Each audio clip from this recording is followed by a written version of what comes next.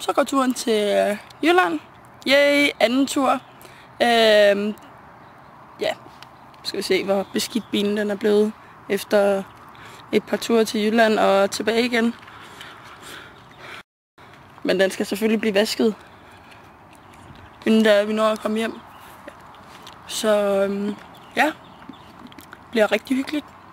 Og dejligt at få prinsessen ud for en spin. Godt nok. Yes, så holder vi i kø i Greve.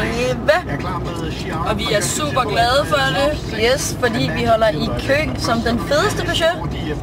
Ja, alle andre Peugeoter kan bare skrubbe af helvedes til.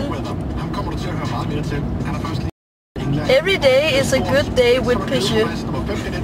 Uanset om vi holder i kø, så er vi stadig glade. Er du glad? Ja, og jeg elsker at holde i kø. Køstyrer. Og vi er langt. 6-7 timer. Men hvad gør det, når vi har en Peugeot? Super nice bil. Det er godt, der er aircon i bilen, ellers har vi været døde. Ja, der er bare så varmt. For hvis vi nu skulle sidde her i 24 timer, så ring først til. First.